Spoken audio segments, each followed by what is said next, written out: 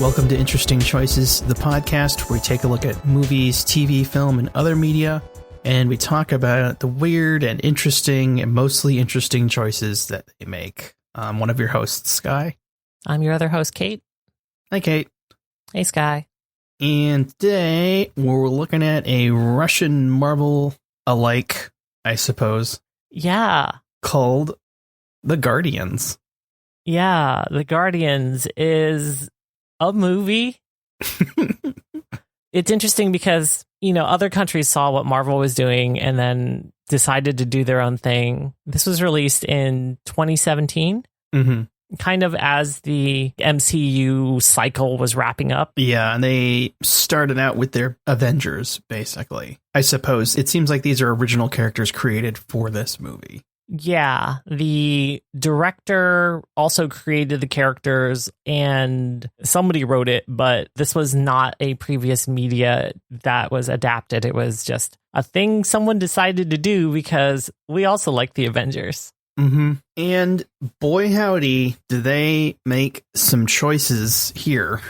Yeah, this movie is pretty infamous if you were on the internet in 2017-ish because of the really amazing CG around one of the Guardians. In the movie, his name is Arsis. In my head, I always just call him Werebearmen because he is a werebear man.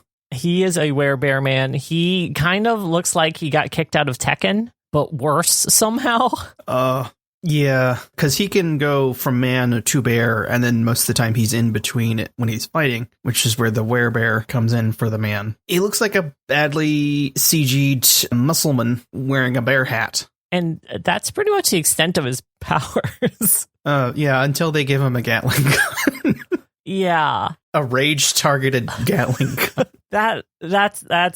Yep. There's a weird power-up sequence, sort of a upgrade your gear thing later on in the movie, and they give everyone wildly disparate outfits and different weapons. Yeah, and I mean, we'll get into it, but it seems like at least one of them was kind of a downgrade from what he could do before. And then one of them actually was nothing, and she could do exactly the same things she could do before, and nothing has changed. I couldn't remember, and I didn't get a chance to get to that part, but like I was fairly certain that when they got to her, they didn't really do anything.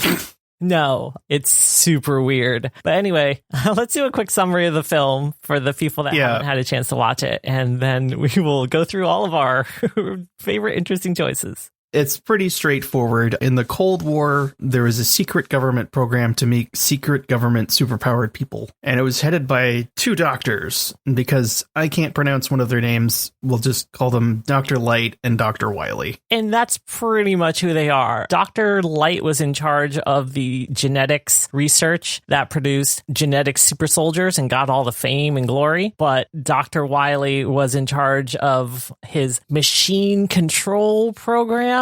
Module 1. Yeah, Module 1. He kept working on this thing that would let the user control any machine. And this was back in the Cold War where, like, computers weren't really a thing. And so using some sort of magic, you could theoretically control any analog machine using vacuum tubes and relay switches and who knows. Soviet space magic. But yeah, Dr. Wily, his project won't go so well and he gets super jello. So he messes with Dr. Light's guys, and for that he is sentenced to hubris. He creates like a secret genetics research base and he's like, no, I'm smarter. I can create amusing genetic copies, and mine will be even better. And one of them will be a werebear. One of them will go super fast. One of them can turn invisible, and the other one can just move rocks with his mind for some reason. I'm going to make an earthbender, and you jerks can't stop me. He suffered from a little bit of supervillain ADHD, and, you know, I get it. He just couldn't focus on one thing and decided to make 4 radically different things that were still literally the only super soldiers that we ever see in this entire film. Yeah. We don't ever know what happened to Dr. Light's things or why he was so celebrated. We get sort of a little bit glimmers of that when they're doing the get the band back together sequence, when everyone's shouting out, I found blah, blah, blah and blah, blah, blah. But only a couple. It sounds like he also created a fortune teller and like 2 other people. So Dr. Wily, he basically gets the full like persecution. You're committing crimes against nature. You're creating things that are terrible. And we've convicted you and we're going to execute you. We're sending a death squad to your secret lab. But he blows it up first. And then he's like, screw you. I'm not fired. I quit. Kabloom. Yeah, and then somehow, through the magic of chemicals, yes, he gets all these superpowers himself, and then he disappears. Well, he doesn't get all of their superpowers. He gets put into a very pink muscle suit. He gets superpowers himself, is what I meant. Yeah. He gets like super strong, and as we will see with other people, he gets the anti-aging serum, and he has a glowing troll belly. So our first introduction to this guy is so ridiculous. Yeah, there's some kind of weapons test, which is admittedly pretty dope. I really liked the effects on it, where there's like some tripod tanks and they got all sorts of guns, and they're like, but really the beauty of the system is it's unmanned mode. Flip the switch, Igor, and then they, take out some tanks, but then they start shooting up the supervisor's pillbox, which is right when you realize something's not right. And they do this like flippy spinny move because all the legs are like kind of curved so they can go into a circle. So they roll around sometimes. They kind of look like the droids from Phantom Menace. Yeah, I really liked the design. Dr. Wily takes them over, kills everyone there, and then steals them without a word. His entrance is like shirtless, wearing just black cargo pants and boots. And then like the actor's wearing a muscle suit with bulging muscles and veins that has this like orange light glowing in the tummy. And then the character himself is wearing this sort of like exoskeleton, like light exoskeleton armor around his limbs with kind of metal suspenders, tubes going into the back of his head. If you've ever seen that Tom Cruise movie where he repeats the day and has to fight alongside that one real hot lady, I don't remember her name, Live, Kill, Repeat or whatever it's called. Live, Die, Repeat. Live, Die, Repeat. It was originally called All You Need Is Kill. Well, that was the original. Right. Like Edge of Tomorrow was the original American, but people kept reading the tagline, which was Live, Die, Repeat, as the title. So they just put that on big letters on the box. It's basically one of those. It's a very light skeleton thing that like does something. I'm not entirely sure, but you see it shooting a lot of electricity out to all these different machines, theoretically controlling them Magneto style. But he's not Magneto because all he can control is machines. Yeah, and we go from that immediately to the Situation Room. And one thing this movie does a lot is it doesn't have any of those explaining stuff to the audience scenes. There's no, well, he's back and we need to do this. It immediately goes to, we have to find the Guardians. They dump some exposition. There's a lot of exposition dumping in this movie, though. Yeah, that's true. There's a scene after they get the band back together where Dr. Wily just suddenly has a clone army to explain why later he has soldiers.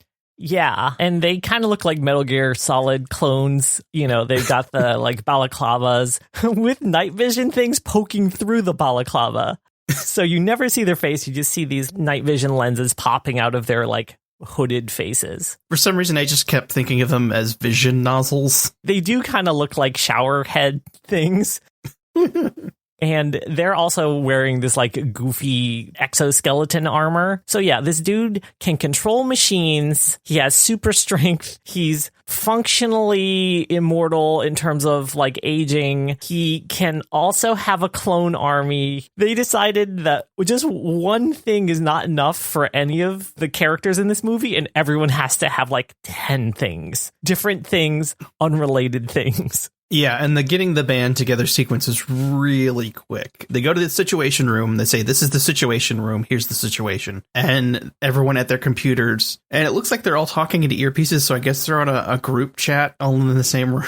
But they're all reading off all this newspaper stuff, trying to find the lost heroes. And we get some like possible plot threads for the movie that was never going to be made. And then we are off to collect our people, the Earthbender, the werebearmen, basically the Flash with swords. And when I first saw this, I thought her power was to just turn invisible. But according to the Wikipedia, she can turn invisible and also turn her body into water.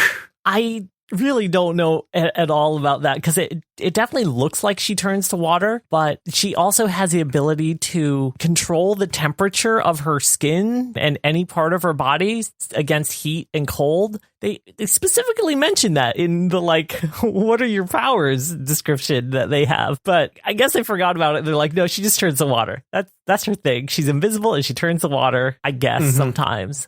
Because if she just turned invisible, Putin Troll's plans would not work against her at all. Yeah. Never mind that when they go to assault the base, she's immediately found out because she steps into a puddle and one of the clone guards sees her foot shape in a puddle. She kind of walks around in the rain, right? It's raining. And so you see her like vague outline. She walks in the puddle, and the clone guards, to their credit, do have night vision, like infrared goggles. So they see her in the infrared, but she can control the temperature of her body. It's weird. None of their powers make any goddamn sense. Yeah. But the getting the band back together sequence is also completely ridiculous. They are so unrelated that they're just off living their own weird lives, like the Earthbender. Yeah, he's just a monk in a monastery in Armenia. Yeah, he spends the first like 2 minutes on screen just praying. They literally devote an entire chunk of screen time just to him reciting the Lord's Prayer. But that never comes up again, ever. Nope, that'll happen a lot. Major emotional labor comes to pick him up, which is a name you will understand in a minute when we get to that. The sort of Nick Fury of this whole thing is this blonde lady with slicked back, chin-length hair. And she's cool. I really like her a lot. I really wish they'd given more for her character to do than to listen to everyone's problems. Her entire job is to just be a best friend and counselor to these people. And then she gets one post-credit sequence where she actually gets to like do some action.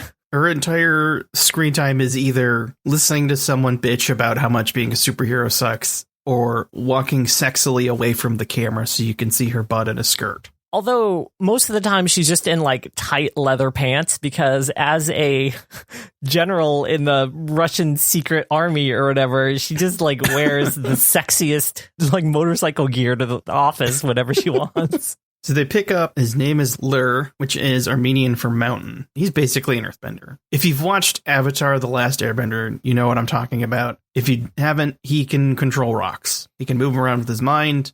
Later on, he makes a big rock suit, so he looks like a big rock man, which was totally dope. Except he never made a head. He never made a head armor. Yeah, that ended up coming back to bite him, but... We go to Flash with Swords, a.k.a. Khan, and he is sitting in the middle of a dry lake bed while 3 trucks filled with well-dressed gentlemen come to run and gun him down. I can only assume they're drug dealers. There's some sort of organized crime because their boss is in one of the trucks and he looks like a Yakuza man or a triad man or a mafia man. Who knows? It's some sort of nefarious whatever. But yeah, the Flash guy is so OP, like ridiculously OP. Yeah, I get the feeling like they came up with him first and they're like, okay, but what can everyone else do? Because like he slices one of the trucks in half and he's basically moving fast enough that he's essentially teleporting through people with swords. And these are not regular swords. These are like curved blades that mount on his back so that they form like a half circle halo, almost as big as a hula hoop. It looks dope, but it really feels like this was someone's OC that they just self-inserted into the movie. He looks like he fell out of a much cooler movie. Especially when he gets his like upgrade later, which is just a cooler looking super suit. Yeah, he has like a little ninja face mask most of the time. He's Khan, and so he's the one presumably from the Eastern Mongolia sort of area. So he's vaguely Asian-y looking. Yeah. But again, he looks like he fell out of a Japanese movie about like secret ninja vampires or something. Not whatever this movie is. And just to give everyone at home a comparison, Earthbenderman's costume is like a potato sack with rocks glued to it and a hood. That potato sack theme continues to his upgraded suit, too. It's so terrible. When you first see him, he's dressed kind of like a medieval monk. He's wearing like a tabard with some sort of weird rock symbol inscribed on it, and then like a monk's robe. Yeah. You'd see it and you'd think, not monk-themed superhero. Mm-hmm. If you told me that guy's name was like the Crusader, I'd be like, yeah, all right, that's problematic, but it tracks. But yeah, so the Flash and Rock Dirtman go to Siberia, and we just get some... At first, I thought they were government guys, but then on second viewing, they were definitely hunters. They find a cabin, and they get exploded out of the cabin, and it's just like oh, look at how badass this guy is, where werebearmen shows up, and then it pans back around, and there's, the rest of the band and major emotional labor with some soldiers, and they just let that happen to the hunters. Yeah, these are hunters. These are just regular civilians. Like, say what you will about hunters in general, but like, these are just human beings. And werebearman could have just sat in his house as a human being and been like, hey guys, welcome to my woods cabin. Why do you have guns? I'm just a woodsman in the cabin. I definitely saw that monster run down that hill over there, so you should go over there. He's in the ravine. Leave me alone. It's super weird, but like, these people get presumably murdered because they are not surviving being thrown through a ceiling out into the air and then falling like 15 feet onto the ground. They are dead. Yeah, but no one cares. We gotta know how cool werebearman is. And then we're off to Moscow to go to the circus. Yeah, it's a Cirque du Soleil performance, which is the saddest Cirque du Soleil performance I've ever seen in my life. I've seen a lot of Cirque du Soleil, including water acts, and literally all it is just this hot blonde lady standing on a dive platform above a pool of water, big crowd. In evening wear. She jumps off, and then in the water, she turns to water, or invisible. Yeah, it's hard to tell, but she gets out, is wearing a different outfit, turns visible, applause. Yeah. I guess some gold confetti falls down and sticks to her body in strategic places so that when she turns visible again, she's covered in this like gold bikini thing. It's weird. She's doing that 1 foot back, arms out, head looking up like, check this shit out. Yeah, I did that. Pose. Yeah, it was deeply unimpressive, but the music and everything in the scene was like, oh my gosh, this is so beautiful and majestic. And it's like, why did you pay to see this? How much did you pay to see this? Yeah. Either the public knows all about superhumans, or they think it's some sort of weird magic act, which maybe is the case, but she never bills herself as any sort of magician. We don't see any billing. We don't see any ads. We just cut to the inside of, I guess, a circus tent. It looks like a really small auditorium, which is packed to her credit. And the only thing in the middle is a pool. So this is presumably the entire act. When you first see her, she's fully made up. Beautiful. She's got like glitter all over her. She's got like little jewels glued to her body to ornament her. She looks great. And she has all these markings on her. And you're like, oh, that's beautiful stage makeup. And then cut to her dressing room where she's like getting changed after the show. And then our like low rent Flash is just there. And he's basically harassing her. And she's like, who are you? And he's like, you don't remember me. I remember you. Maybe I should have brought flowers. Yeah, everyone's like, trying to remember, and she's got amnesia for some reason. I don't remember if that's ever resolved, mostly because there's a lot of stuff like this that it comes up but is never resolved. Yeah, so she has amnesia. She's had amnesia for the past like 40 years, but she's like got vampire problems where she doesn't age, so she just keeps moving around. And all she has left over is this inscribed ring that came from somewhere. And then you see Arceus in the back being like, I totally didn't give you that ring back when we were lovers. The reason I bring this up, okay, so the whole squad is in her dressing room somehow. And she turns invisible and she does her... But the things that you thought were stage makeup earlier, the like weird blue tattoos all over her face and body... They kind of reminded me of shark gills. Yeah, they are actually part of her body, and they glow when she wants to turn invisible or to water. It's still not clear.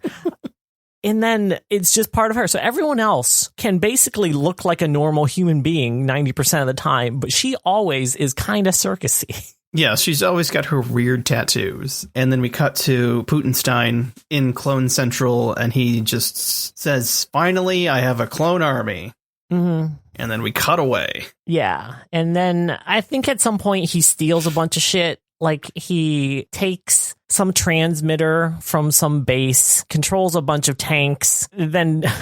Yeah, he just fucks off. Yeah, he just fucks off. I guess they have to go fight him. It's very unclear to me as a human being with vague amounts of common sense why they need these people at all. Wouldn't just like 1,000 soldiers with guns be effective? Yeah, I guess they figured, he survived an explosion. Because they do try to fire missiles at him later, but that don't go well.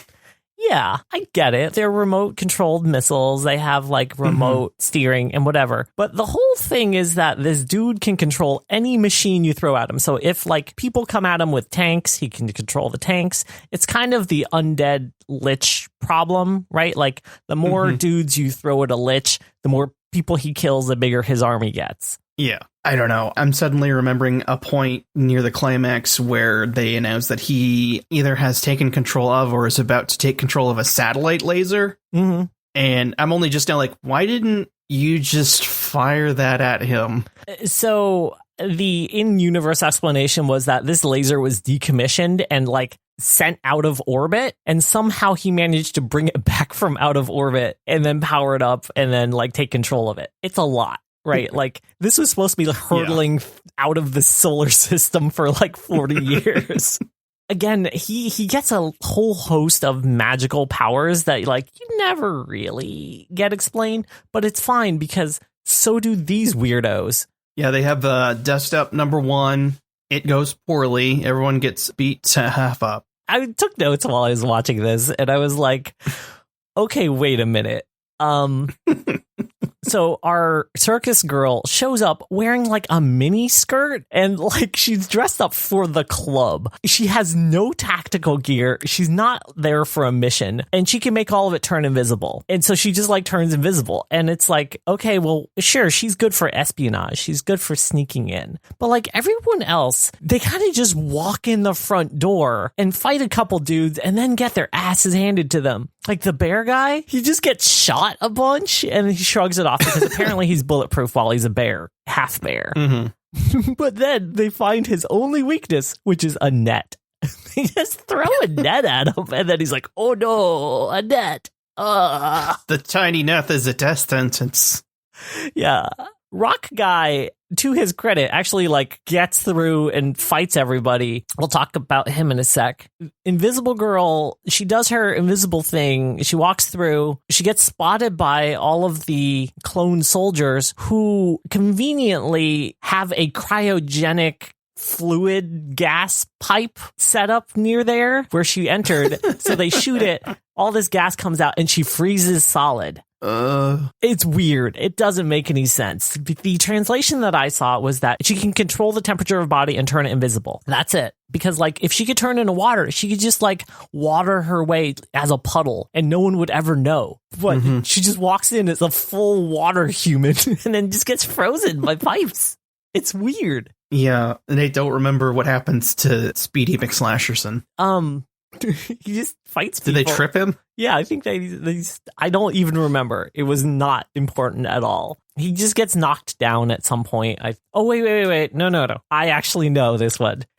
He cuts his way through a bazillion dudes, and then there's one dude with what looks like a rifle, and he's about to come up and slash him, but the dude shoots him. And it ends up being a tranquilizer dart with this green fluid that goes into him and slows him down and makes him sleepy. Oh, man. And then finally, our earthbender guy has his showdown with troll baby Putin.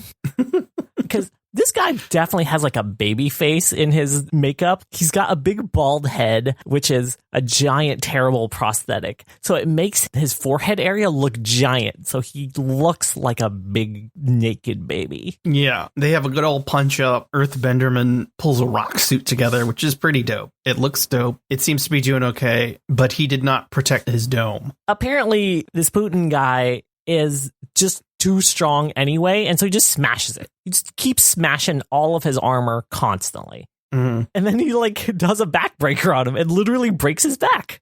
His rock back.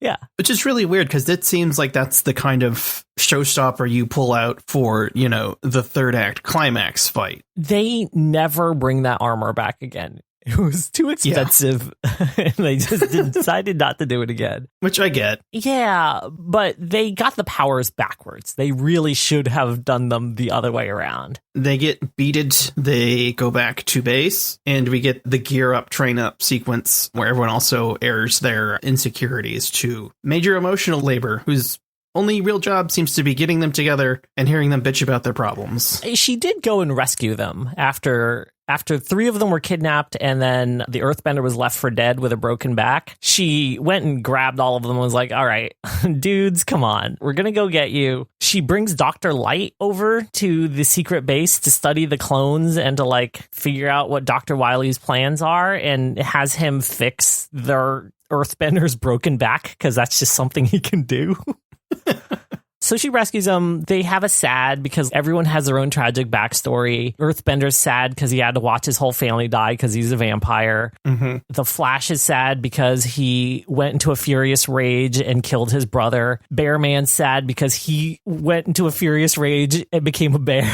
Well, he's sad because every time I turn into a bear, it becomes harder to turn back. And one of these days, I don't know if I'll ever be able to turn back. Yeah. But it never comes up. Nope. Never. He's like, I'm afraid I'll turn full bear. And then literally 50 minutes later, they're like, so when you're full bear, we have a weapon for you. Well, no, it's literally everyone gets something. And then he's like, well, what do I get? And then it's like, here, have a gun. He is the only one that gets a gun. It's wild. If Invisible Girl got a gun, game changer. Game changer. Mm-hmm. All she gets is terrible throwing knives. Yeah. Earthbender gets this stupid rock whip because their reasoning is he takes too long to gather stones together. And he runs out of stones. So he has an outfit that always has stones on it. But it's so stupid looking and slow. It's like a major downgrade. It's terrible. And all of the stones are literally just rocks that they found on the ground. You would think that this major military installation who could create all of these things would be like, all right, we know you can control different types of rocks, so we shape them into shuriken or kunai or some sort of actual weapons so you can control them with your mind and have a whole nimbus of bladed, horrible, electric rock weapons. No. They're just lumpy rocks that he can turn into an electric whip, I guess, which is terrible. Yeah, that feels like that would have been his first thing. And then after the power-up sequence, he gets the ability to do rock suit. That feels like it should have been the order. Yeah. But that is not. They totally flipped it around, and you're absolutely right. His upgrade is 100% a downgrade. It's slow. It's useless. He never uses his rocks as projectiles ever again. He just uses them as that terrible whip. Yeah, they took the time to make Flash with swords. I don't know. I think they make him nicer swords, but mostly they give him BMX armor because as if he wasn't already enough of someone's OC. He basically looks like a super generic cyber ninja, but his special upgrade was they attached wires to his swords so that he could throw his swords and then use the wire for things. It only ever comes up once in the rest of the movie, but it's actually important, I guess. Yeah, speaking of things that only come up once but that are never spoken of again, Werebearmen's gun is this backpack Gatling that he can use like a regular Gatling gun when he's half Bearman, but when he is full Bearman, it is a turret on his back and it is rage targeted. Mm-hmm. Never use that ever again. Nope. I cannot believe this government organization would be so foolish to constantly be like, you know what's going to work against this technology man that can control technology? More technology. Yeah. To the movie's credit, there's a couple pretty cool scenes with Bear and Gatling gun. The whole rage targeting thing feels like it's being built up along with, his session earlier to be there's going to be some kind of incident where he can't turn back and he accidentally almost injures a teammate. That doesn't happen. That would have been more interesting. It's so wasted potential. And speaking of which, Invisible Girl's outfit, so it interfaces with her powers and then lets her turn invisible whenever she wants, which is something she can already do. And then it lets her turn objects invisible, which is something she can already do. It does nothing. It's just a skin tight suit that they put this girl in so she can run around. That's it. Yep. Everyone else, you get to see them use their power-up suits later on when they're assaulting the base of the guy. Meanwhile, all of this stuff has been angst and power-ups and stuff. Like, the dude took over Moscow. Like, yeah, 100%. Just rolled in with his tanks and his cyber tanks and his cyber planes and cyber helicopters, stole a tower, stole a transmitter, stole a giant tall building, and now just rules Moscow. Yeah, his plan is basically he's going to put a force field around himself so he can't be stopped, raise himself up to a certain altitude, and then from there he can connect with an old satellite, which will let him take over all the technology on the planet. And that's his big plan. Yeah. Which is, to his credit, it's a fairly straightforward, I totally get it. Like, it makes a lot more sense than the Grand Master Plan in Gondola. Yeah. But in addition to the orbital death laser that he has control over, right? Like, it is another one of those cases of you could have just stopped at, you're going to control every satellite in the world so that you can control every machine in the world. That's a pretty good plan.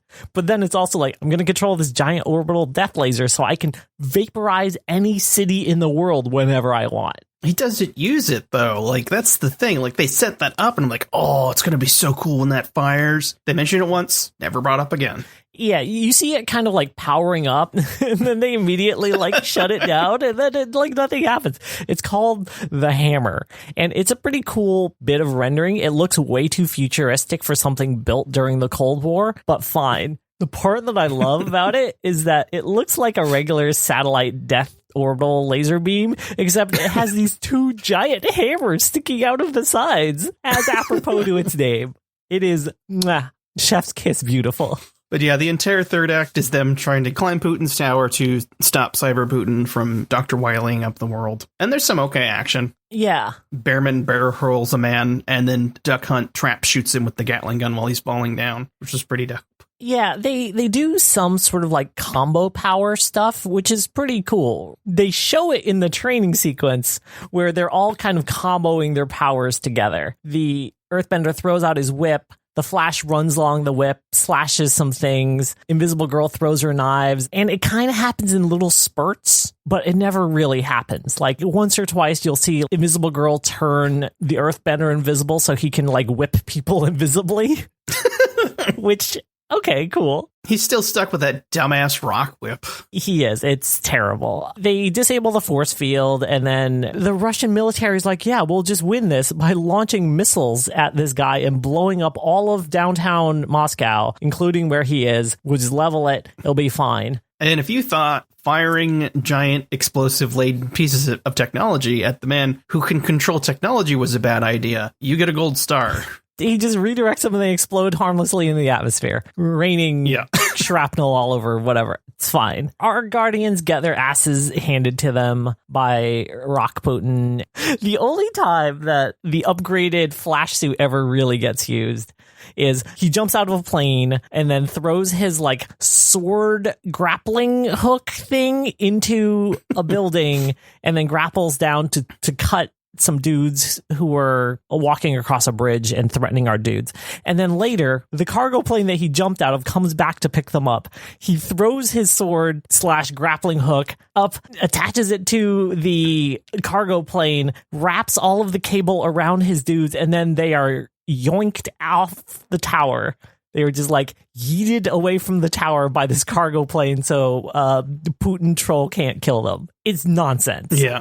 It's nonsense. The final secret of the Guardians is that if they all, I guess, pool their power. Yeah.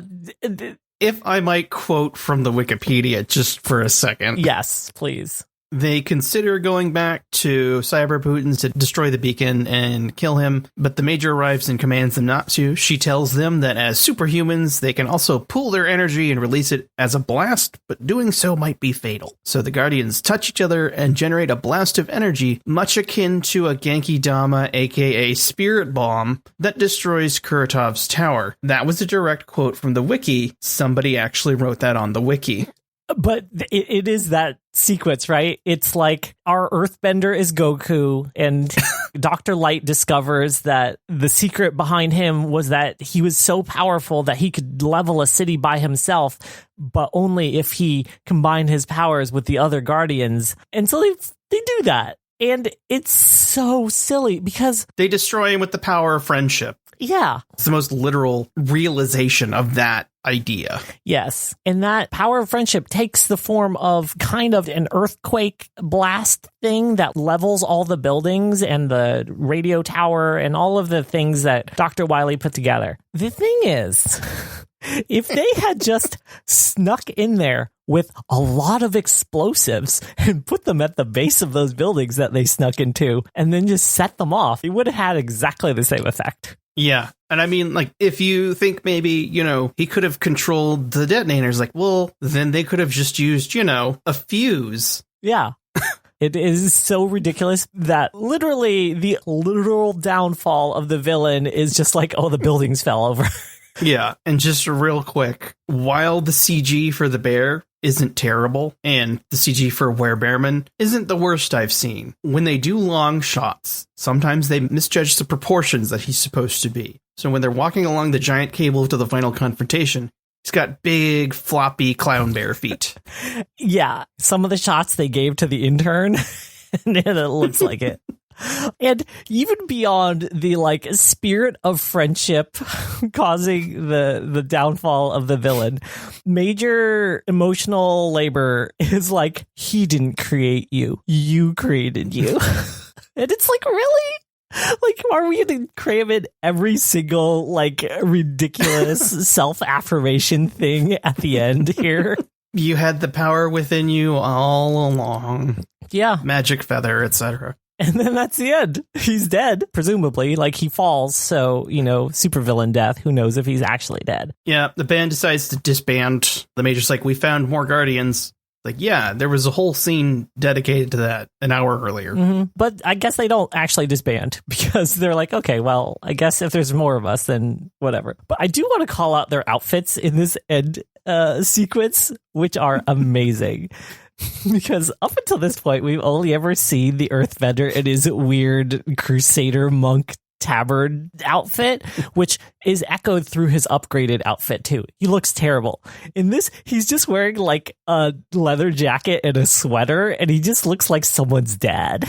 I guess he stopped being a monk and someone just gave him regular people clothes. He looks so weird in those regular people clothes. And then our circus lady is wearing she looks like Lindsay Sterling from literally any one of her music videos. She's wearing a shortcut black dress with a hood over it. And I don't know at all about that. But yeah, there are more Guardians. And then the post-credit sequence is Major Elena gets kidnapped, but she breaks free and she kills one of her attackers, and then the other one she interrogates, and he says that Ferum sent him as part of a mission to capture her. Who knows? We'll never know.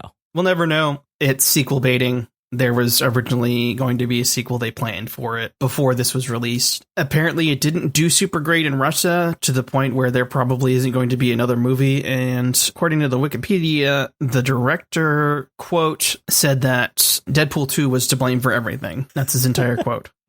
Which is bizarre. It did have some spin-off multimedia franchise things. There was an iOS game called Guardians Defender of Justice, which is kind of a horde fighting game. There was a novelization about some of these people. They tried their best. I watched this film this morning and I didn't hate it. I didn't like it, but I didn't hate it either. It was just a generic, poorly made action movie. It was fine.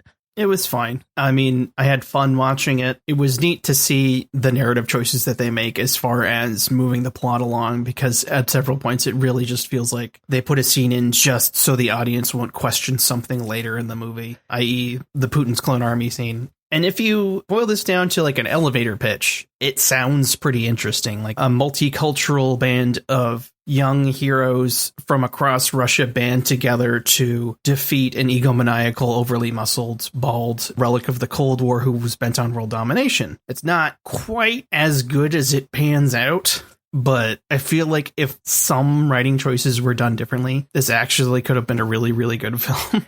Yeah, like I would not be against a Guardians reboot made by some more competent people, exploring some more of the actually interesting parts of this, like the what does it mean to be a weapon for a war that no longer matters, right? Like, yeah, to be functionally immortal, but like outside of society. Like, there are so many interesting moral, emotional questions that you could address, but they don't really ever, they're just like, oh, cool.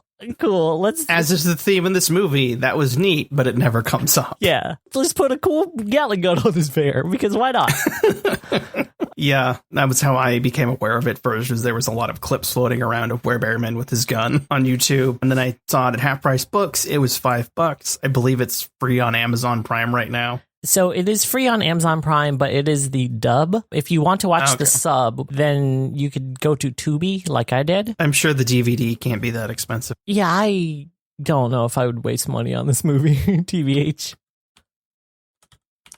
I mean, if you absolutely have to. Yeah. So this movie has been heralded as one of the worst, most talentless films produced in Russia. I don't know if I'd go that far. I know, right? Like, critics didn't like it. It has a pretty low Rotten Tomatoes score. It's on Wikipedia's list of films considered the worst ever made, next to 2019 Cats, which I vehemently disagree with. I don't know about Cats, but I have definitely seen worse movies than this. Like this, I could have fun, with a group of friends, riffing on this. If you can at least do that, then there's some merit to a movie. It's like, it's got something. This isn't Warrior and the Sorceress, so. Yeah, I 100% agree with this. I watched this by myself and I had a decent time. I didn't feel like walking away from it in frustration. I was just like, okay, this is silly and it's full of plot holes and none of the character motivations actually make any sense. It's no worse than something you would see on the CW. Yeah, like even as far as characterizations go, everyone's pretty likable. Mm-hmm. Rockman seems like he's a cool dude. Khan seems like he's a nice guy when he does talk. He gets kind of maudlin when he talks about how he accidentally killed his brother. But aside from like the major weak points, there could have been more done with the female characters. There could have been better writing, but it's not a terrible movie. Yeah, the acting's generally pretty competent. The special effects are actually really good CG, yeah, except when they're not, which is pretty hilarious. But like overall, I can think of a couple movies that we've done on this show that I would place below this as for things I would want to watch again. I can think of one. I'm assuming you're also thinking of at least The Warrior and the Sorceress. Yeah, I didn't super love that movie. Honestly, I would watch this over Mazes and Monsters. This is a more entertaining film overall. Mm-hmm. Mazes and Monsters is a more competent film, but this is just a good time. I don't want to pull out my eyes and scream at the screen. Like, at no point did I ever go, this was the worst thing I've ever seen. It's just like, okay, this is hacky and schlocky, and it's fine. If this was a Netflix original or something you'd see on the Sci-Fi Channel, you wouldn't blink. This is better than most of the sci-fi originals I've seen, if I'm being completely honest. Yeah. Like, the CG is great right up until it's not. Like, you literally don't even think about it until Werebearman comes on with his werebear head stapled to his weirdly buff body. Can we talk about how the actor for Werebearman is actually very hot, and they make him out to be this like scientist guy, and then he just becomes this horrible bearman CG thing for like half the movie, and you're like, oh, come on. I forgot that that's what the guy looks like until he reappears on the screen. They build him up to be hot Bruce Banner.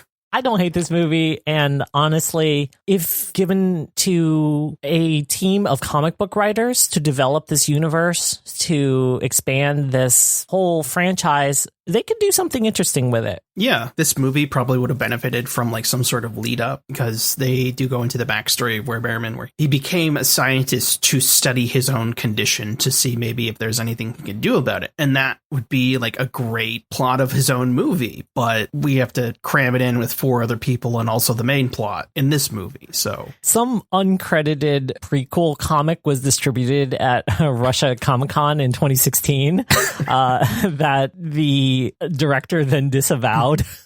He was like, nope, this is not canon. Yeah, then he released his own canon comic book too. Apparently they were all terrible. I don't think I'm going to seek those out. I know I will keep this movie locked and loaded for a movie night someday once the Roni times are over. It's definitely perfect for getting a bunch of friends together and enjoying something that's not as good as it could be. It is not even possible to find a scan of even the cover of either of these on the internet, because Guardians of the Galaxy, it like destroys the SEO completely. Yeah, and then you've got that holiday Avengers movie, Rise of the Guardians, and then that Owl movie, Guardians of Ga'Hoole, that comes up before this too. Which is a criminally underrated movie. I love that movie, and I will defend it to the death. I haven't seen it, so we might want to watch that. Maybe. I mean, we can throw it on the list for sure. But yeah, Guardians, good time. I enjoyed it. I don't think it's as bad as a lot of people say. It does live up to the premise of the show and make interesting choice after interesting choice constantly, to the point where you're like, okay, I don't know what to expect next, but sure, fine. You might laugh, you might say, what the hell's going on? But you will not be bored if you watch this, and it's hard to do better than free on Prime. As far as price goes. Yeah. And if you don't have an Amazon subscription, go to Tubi. They have both the sub and the dub. I haven't watched the dub. Sure, it's fine. If you could find the DVD, you'll have access to both versions. It also has extras that I haven't taken a look at, which I might do after this, just to see what they are. If you have access to it, it's worth a watch. It's definitely not the worst way to spend an hour and a half. Yeah, it's pretty short, which is nice. I was expecting it to be a little bit longer, and I kind of wish it were a little bit longer, TBH. It could have used a little breathing room. Yeah, it kind of just goes. It goes and goes and goes, and then they never do anything with the characters, and it's a missed opportunity. But that's Guardians. Kate, where can people find you on the internet? You can find me on Twitter and TikTok as Army of Meat, and where can people find you, Sky? You can find me on Twitter at Shard_Corso. That's SHARD_CORSL. And if you want to listen to some of our back episodes, you can find us on Spreaker at www.spreaker.com/shows/interesting-choices. You can also find us in your podcast directory of choice: Apple Podcasts, Spotify, Amazon. I think we're on YouTube now. We're pretty much everywhere. So just search for Interesting Choices. Yeah, if you use it, we're probably there. Just give us a search. If you have any suggestions for the show, you can drop them at the show's Twitter. That's at Interesting Choice 6. On Twitter, that's INTRESTINGCHOI6. And if you want to support the show, you can do so at our Patreon, patreon.com/interestingchoices. If you pledge at the $2 tier, we'll give you a shout out at the end of every episode for the month you donate. And if you donate at the $5 tier, you can help us decide what we do next. But for now, thanks for listening, and we'll see you next week. Bye. Bye.